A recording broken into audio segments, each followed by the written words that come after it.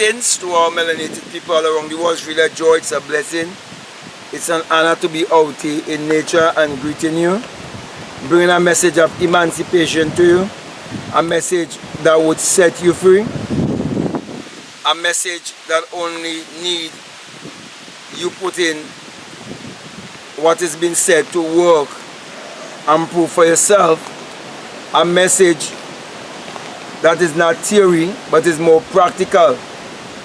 That's the reason why, my brothers and my sisters, I'm encouraging you to put what I'm saying to work in your life and prove that when I say to you that the Bible addresses the human mind and must be interpreted psychologically, that the Bible is not literal, neither is it secular history, that statement is true by you discovering that you can create your reality consciously, and that your thoughts is what is creating your reality or your personality.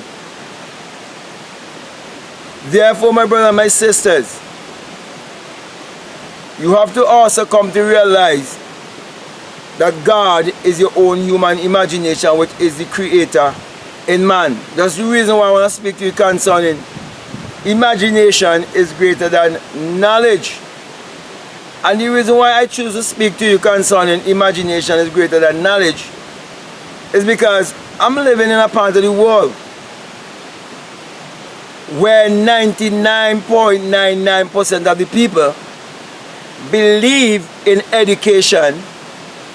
I'm speaking about academic education more than their own human imagination. And because of that, the majority of the people, they are the employee and not the employers. And in my country, the people who are the employers and who have the most money, they doesn't look like me. And when we look all around the world, in every black community, we see every other race doing business. Like for example, the Chinese will set up in black community and sell them Chinese food. The Italians, the Syrians, you name it, all the different races. And I see it as a form of enslavement. And even around this time in my country, the children in school have just finished what they call the CPA. And the CPEA is an examination that is set out by the CXC, which is the Caribbean Examination Council. And all these people who are behind this kind of system, what they're doing, they're just shaping the mind of the young people to be limited instead of being limitless, and being indoctrinated at such a young age. They have been basically robbed of their mental faculties, like their will, their reasoning, their perception, their memory, and their imagination. And these things were given for free, and they didn't cost any money. And so when knowledge has been placed in a higher place than our imagination, we tend to put value to the things that we pay money for, like the books, and the pen, and the bench, and the desk, and the buildings, and the vehicles, and so on, and the jobs, and put less value on the things that were given to us for free. And the things that were given to us for free is what has been used in every community to put these systems in place. So imagination was before education. Imagination was before religion. Imagination was before politics. Because everything was for us thought. Everything was for us mental. Everything had to for us be imagined. That's the reason why the Bible tells you that all things were made by Him, and without Him there isn't anything made that was made. Now that Him in St. John 1 and verses 3 is not speaking of a man 2,000 years ago. It is not speaking of an idol of 2,000 years ago. It is not speaking of a man with special powers that you don't have. It is only a personification of your own human imagination, which is the creator in man. So everything in this world, it was for us imagined. And everything else that ever going to be made, it must for us be imagined. Even the Bible that you read, it had to be for us imagined. It had to for us be a thought. Every word that is written in it was for us a thought. Even though they tell you that holy men wrote, these men were not special men that differ from me and you. All of us have one mind, but just different arrangement of the same mind. As I speak to you from inspiration. I've written books, and I would have written them based on what? Being inspired from inspiration. It's the same thing. They inspired, they wrote. But it is a thought. And the book, when you hold the book in your hand, that's the expression of the thought. So my brother and my sisters, this body you see in here is the expression of the invisible one. My own human imagination. So there's a visible me and there's an invisible me. I'm speaking about the invisible me. That was before knowledge. That was before everything else. And it is greater than anything else because that's the creator in man.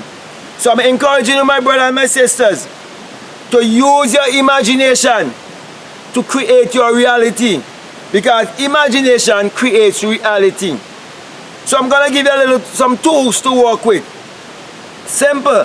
And I always use these scriptures over and over and over because I want people to get them and put them to work in their life. I always refer to Psalms 4:4, where it says you must commune with your own heart upon your bed and be still. Now if you're going to commune with your own heart, you have to have a desire. So you have to know what is your desire, and you have to be definite with your desire. You have to know what you would love to have in this world, or what you would like to be in this world, or what you would like to do in this world, or how you would like yourself to be seen in this world. And you commune within. And how do you commune within? Through meditation. Because true prayer is desire and meditation. So he said, come in with your own heart upon your bed and be still. That stillness is where you quiet the mind and go into meditation with your intention and fall asleep with your intention. Because in that drowsy, sleepy state is where your subconscious mind is wide open to receive your instruction. So my brother, my sisters, put it to work in your life and you will never be disappointed. Also I want to point you to Matthew 6:6, where the same secret has been given to you, where it tells you you must not be like the hypocrites or the religious one who like to be seen and heard. And that is in verses 5 it tells you that, and in verses 6 it says, but you who are more aware, you who are spiritual, you who understand that the Bible addresses the human mind and must be interpreted psychologically, that the Bible is not literal, neither secular history. When you pray, you must understand that the door is your eyes. So close your eyes and go into your closet. You must understand that the closet is the innermost place of your being. And it tells you your Father who is in secret would hear you in secret, and He will reward you openly. My brothers and my sisters, just think for a while. Every invention upon the face of this earth, when the inventor had the idea, it was a thought deep within. It was a secret. And only the Father within you, the secret. That Father is your own human imagination, the creator in man. And when you impress your intention upon the subconscious mind, the invisible one within, can only recognize such an intention by feeling. Because the subconscious mind is impartial. It's like a blind man. Like when they tell you in the Bible that Isaac was blind and his son deceived him, and he feel him and smell him, then he give him the blessing, teaching you that how you feel about yourself, that will determine your blessing. Because remember, emotion is energy in motion. And everything is energy, and energy cannot be created or destroyed, can only be transformed. So when you take your intention within, take it within with a feeling, with the feeling of accomplishment. How would you feel? What it you? Get into the present tense and get into that feeling and fall asleep. Do it night after night, and then drop the seed. Because when a farmer plant the seed, he don't go about wondering about when the harvest can come. He plant that seed in faith. And faith is the substance of things hoped for, the evidence of things not seen, showing you and teaching you that everything that is seen, it was once unseen. So imagination creates reality. Because imagination is the only reality there is. Therefore, it's only imagination can create reality. That's the reason why, as I tell you before, everything has to be false at thought. Everything has to false be an idea. It has to be false imagined. So my brother and my sisters, it wouldn't make any sense if you just listen to me and you say good message. It wouldn't make any sense at all if you be just a hearer and not a doer, deceiving your own self. So put it to work and prove it for yourself. Because I put it to work in my life and I've gotten results. And I've done it over and over and over. And as I use it more, because I believe that imagination is greater than knowledge, and that my imagination is God. My faith keeps growing bigger and bigger. And now I can use my imagination for bigger things. And I don't want to keep it just to myself. I want to share the knowledge with you. Because there's more than enough in the world for everyone. And abundance and riches is your birthright. So my brother and my sisters, you are looking for answers in this life. Now the answer has come to you. Put it to work and reap your harvest. So with that being said, my brother and my sister, I want to thank you very much. And if what I have been saying, if it's been resonating with you, I'm encouraging you to like or to comment. Or if you haven't subscribed as yet, I'm encouraging you to subscribe, and do not forget to check out my link below, and to check out my books also on Amazon. That will help you even more. Now, as usual, I always give you the sign of the single eye, because this message is the single eye message of self-realization, of which Matthew 6:22 tells you, if your eye be single, your whole body will be full of light.